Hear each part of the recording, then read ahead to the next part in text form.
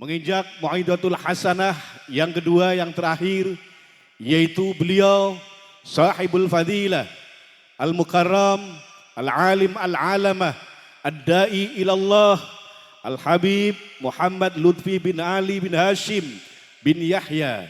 Kepada beliau waqdal qaula summagakan Allahumma salli ala sayyidina Maulana Muhammad.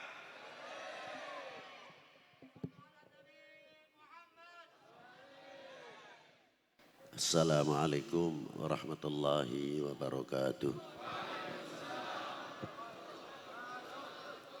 Alhamdulillahil awwalu bila ibtida wal akhiru bila intiha.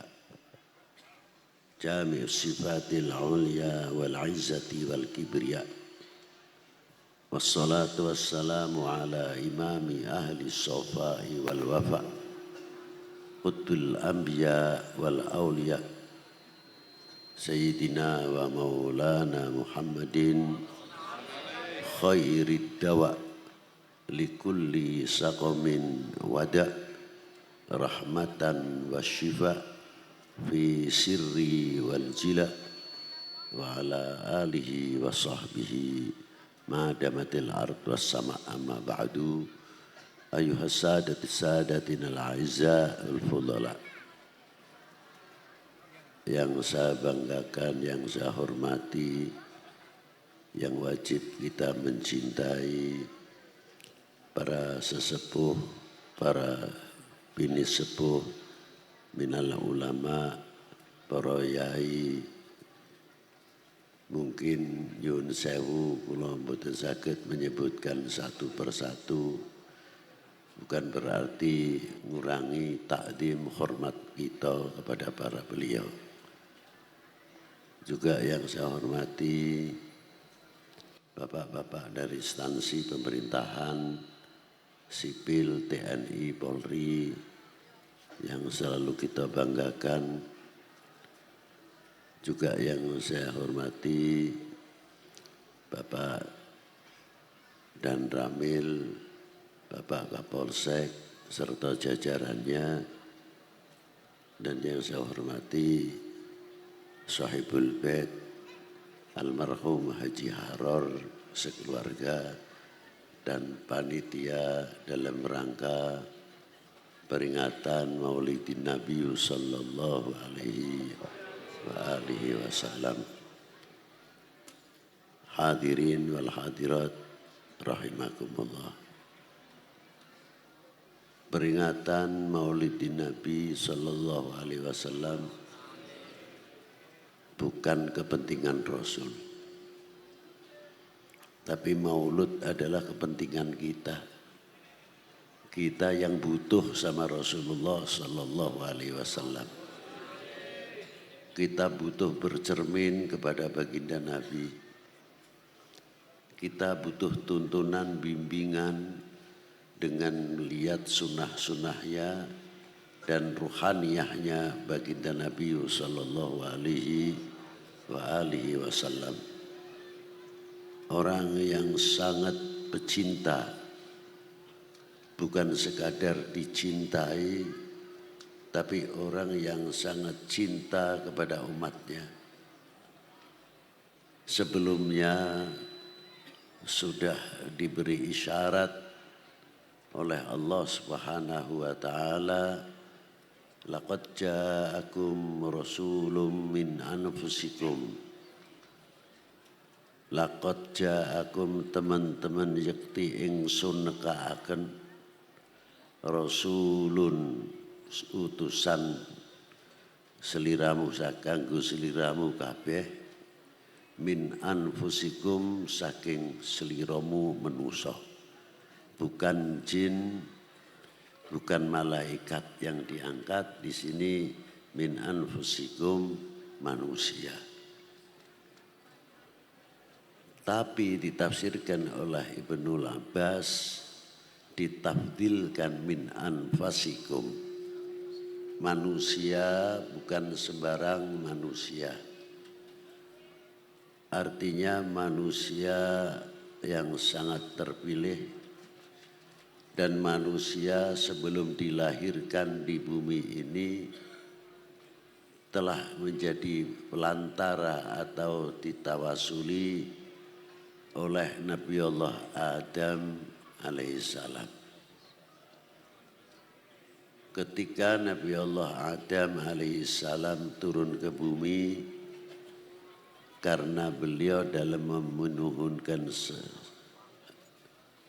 ampunan kepada Allah, menyebut nama baginda Nabi Sallallahu Alaihi Wasallam.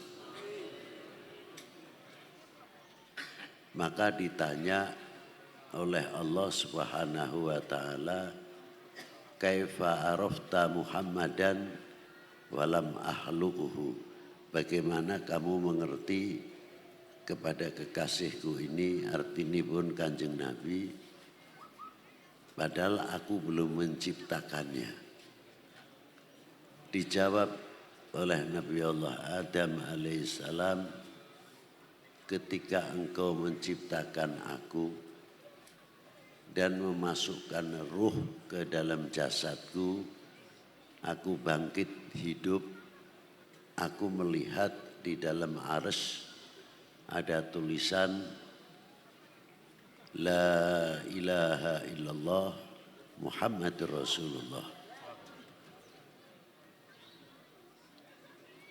Tidak sekali-kali satupun manusia, nama manusia yang engkau jejerkan di sebelah namamu, ini pasti orang yang paling engkau cintai. Dijawab oleh Allah Subhanahu wa taala, Sodaqta ya Adam, benar.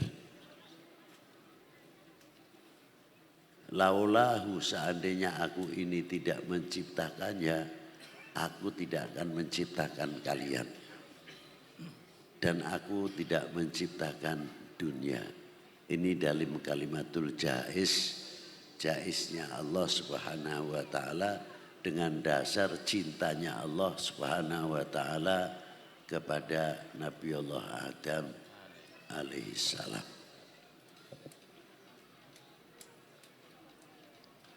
Namanya pun hebat. Tidak ada di dalam Quran panggilan-panggilan yang kepada Rasulullah dengan menggunakan kalimatun nida, seperti ya Muhammad atau ya Ahmad. Tapi yang ada panggilan kebesaran-kebesaran yang diberi oleh Allah Ta'ala kepada baginda Nabi Sallallahu Alaihi Wasallam. Itu diantaranya. Kalau Allah Ta'ala memanggil kepada para anbiya yang terdahulu, memanggilnya dengan namanya belaka. Ya Musa, wa ya Ibrahim, wa ya Isa, wa Yakub, wa Yusuf, dan lain sebagainya. Tapi memanggil baginda Nabi tidak ada kalimah ya Muhammad atau ya Ahmad. Yang ada ya ayuhan Nabi, ya ayyuhar rasul, ya mudaththir, ya muzammil. Kalau saya berpikir yang menciptakan memberikan contoh, yang menciptakan menghormati cintaannya, itu hebat. Dan memberi contoh kepada umatnya. Ternyata setelah kita fahami panggilan tersebut mengangkat kewibawaan yang memanggil khususnya. Kalau kepada Rasulullah sudah lebih-lebih. Umpamanya ada seorang RT yang masih muda atau ustadz yang masih muda, apalagi ustadz tersebut guru anak saya,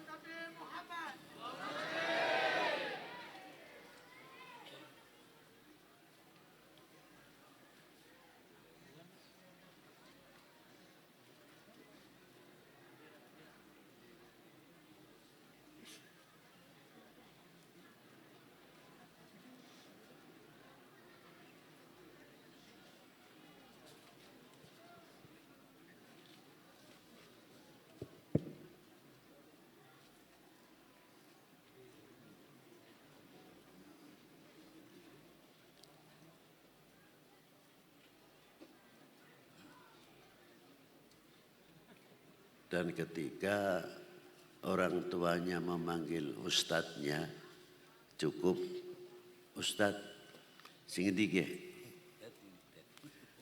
Untung-untung tidak separuh memanggilnya.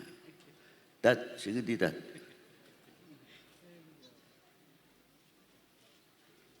Bagaimana orang tua itu akan bisa memberikan contoh kepada anaknya, menghargai kepada gurunya.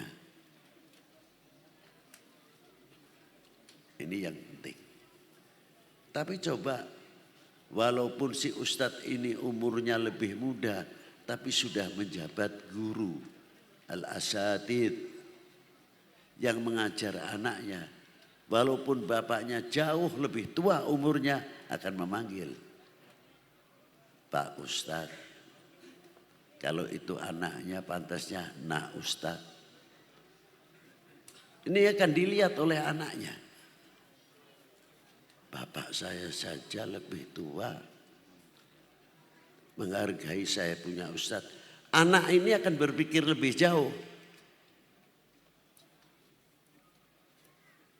Akan menghargai kepada gurunya karena melihat bapaknya memberikan contoh. Tapi kalau bapaknya sudah ikut-ikutan, jangan salahkan kalau wibawa para pendidik jatuh atau rendah. Itu satu contoh. Kelihatannya sepele. Sama dalam lingkungan desa dan wilayah, kalau kita sudah biasa memanggil lurai primen gue.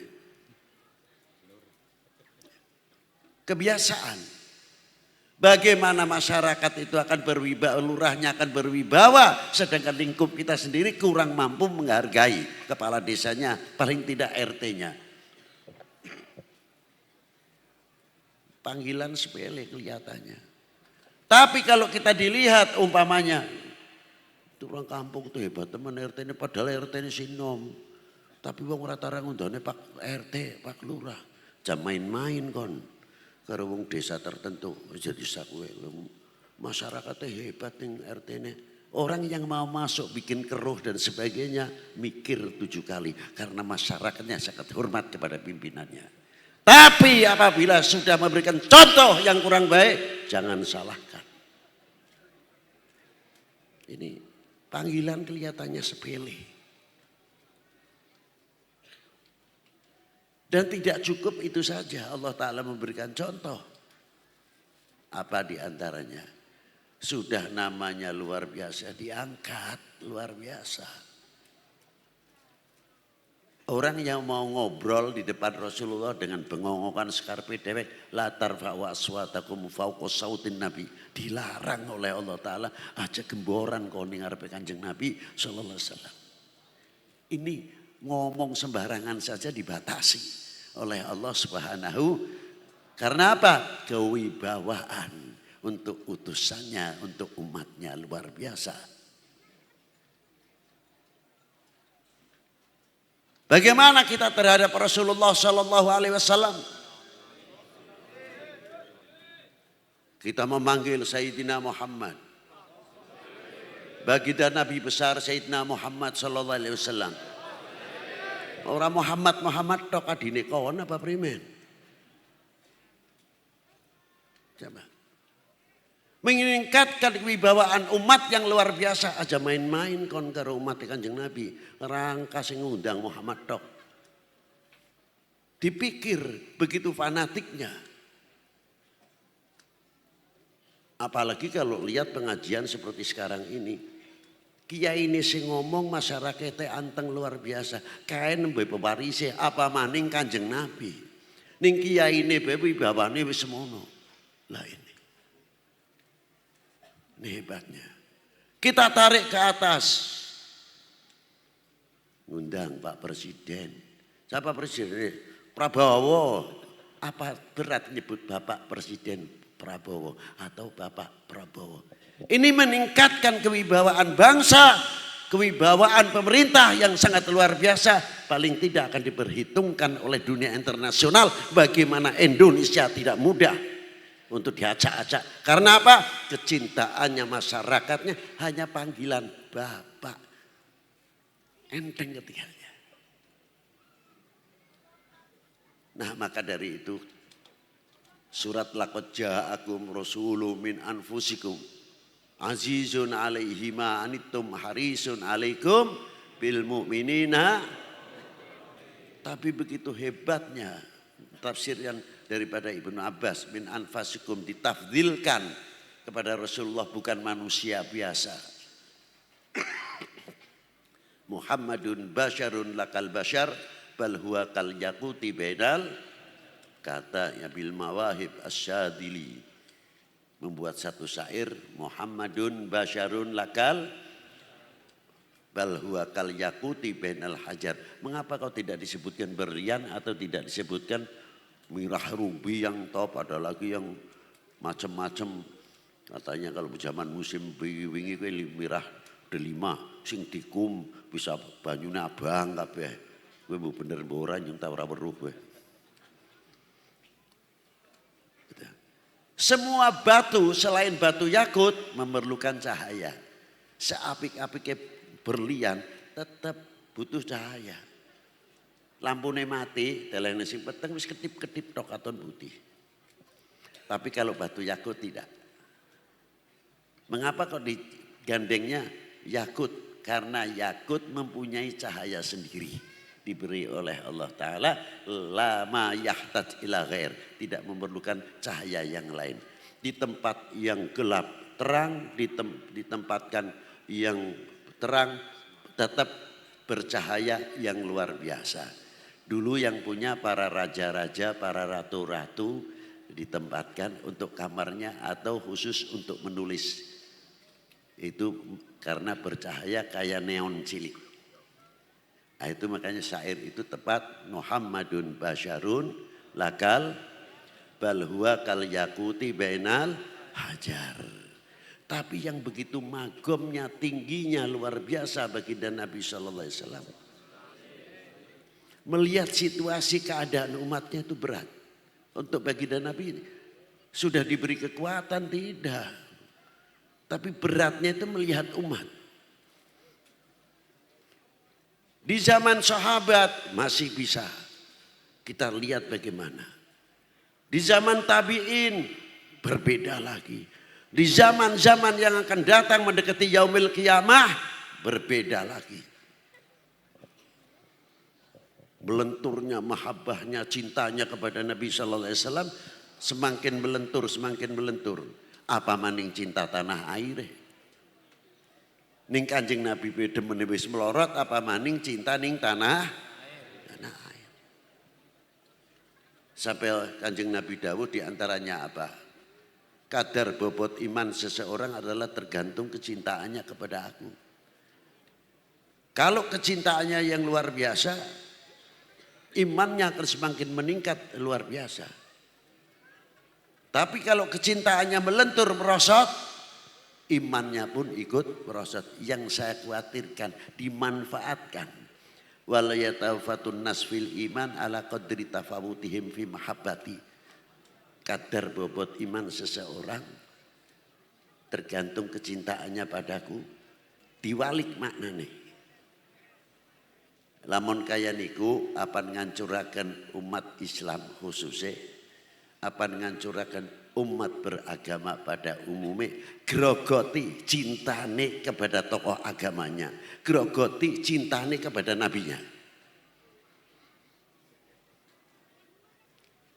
Kalau sudah melentur luar biasa, umat Islam khususnya mudah dibentur-benturkan untuk hoax dan lain sebagainya. Mudah dibenturkan, bikin provokasi. Tujuannya apa? Tujuannya umat Islam biar pecah belah. Kira-kira ini panjenengan ridho umat Islam pecah-pecah belah?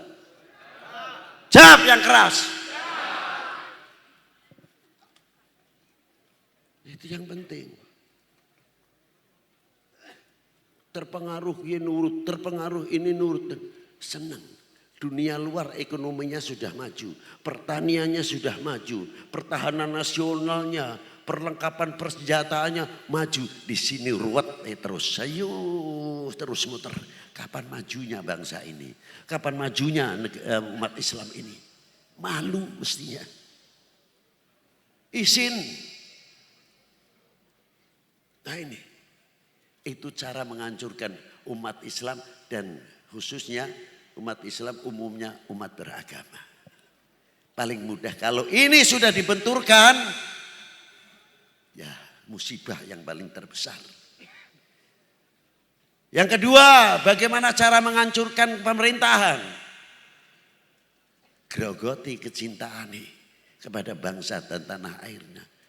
Sebab lamun bangsa ini cinta kepada tanah airnya luar biasa, cintanya kepada bangsa luar biasa. Atau kalau cintanya kepada bangsa luar biasa, pasti cinta kepada tanah airnya sangat luar biasa. Primen ben pecah. Benturkan. Ana masalah sedikit, sing oknum Polri angkat. Mengko TNI anak oknume angkat. Terus bikin begitu. Nanti oknum ustadz dangkat. Mengurangi kepercayaan dan kepercayaan. Kalau masyarakat ini, kalau bangsa ini sudah jauh kepercayaannya kepada pemerintahnya, kepercayaannya kepada pertahanan nasional seperti TNI, Polri dan lain sebagainya, tinggal tunggu Allahumma hdina fima hadain. Sampean ridho Indonesia pecah belah? Temenan. Kalau temenan tidak mudah tergoyahkan. Lihat itu laut. Laut orang akan jawab macam-macam. Limbah, pirang-pirang limbah, tapi tidak bisa menggoyahkan air asinnya air laut. Banjir kayak apa? Banjir banyune tawar. Sing ning laut per detik berapa miliar kubik, tapi tidak mampu menggoyahkan asinnya air. Hebat. Itu contoh yang sepele kelihatannya. Apalagi sekarang. Moga-moga pimpinan yang baru presiden sekarang ini. Doakan.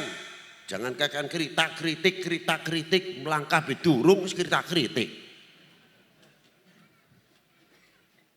Doakan beri kekuatan. Allah Ta'ala semoga memberikan kekuatan dan membimbing umat, membimbing bangsa ini untuk Indonesia maju dan Indonesia emas. Amin sing seru. Maaf saja, kritik mani kritik semaju belih. Nah inilah repotnya. Kita memikirkan bangsa ini ke depan, anak-anak kita ke depan dalam dunia pendidikan.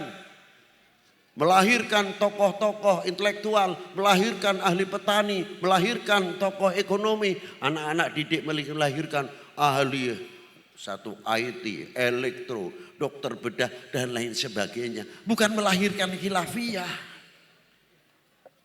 Bangsa lain sudah maju luar biasa, nyong-nyongan masih ribut talqin tahlil karo maulud telan kanteng-tenge. Ya. Lah ini. Mengko dicus maning percaya. Mudah betul percaya dengan yang begitu-begitu. Arahnya kemana? Indonesia ben ribut terus. Ben aura bisa maju. Itu intinya tujuan. Sadar itu. Maka dengan adanya maulidin Nabi Sallallahu Alaihi Wasallam, mari kita banyak bercermin kepada baginda Nabi Sallallahu Alaihi Wasallam. Perilakunya dan sebagainya, tutur katanya dan sebagainya. Itulah dengan perlunya adalah maulidin Nabi Sallallahu Ta'ala Alaihi Wasallam. Dan semoga yang hadir pada malam hari ini, yang tidak hadir diberi oleh Allah Ta'ala mendapat syafaat baginda Nabi Sallallahu Alaihi Wasallam. Diberi barokah umurnya, barokah rezekinya, barokah putra putrinya. Menjadi hamba Allah yang soleh. Dan diberikan negara ini bangsa yang maju. Loh jinawi, subur makmur. Menjadi baldatun thayyibatun wa rabbun ghafur. Demikian yang bisa saya sampaikan. Semoga Allah Ta'ala memberikan kemanfaatan fid dini wa dunya wal akhirah. Wa sallallahu ala sayyidina Muhammadin wa alihi wa sahbihi wa baraka wa sallam. Walhamdulillahirabbil alamin wal afu minkum. Wassalamualaikum warahmatullahi wabarakatuh.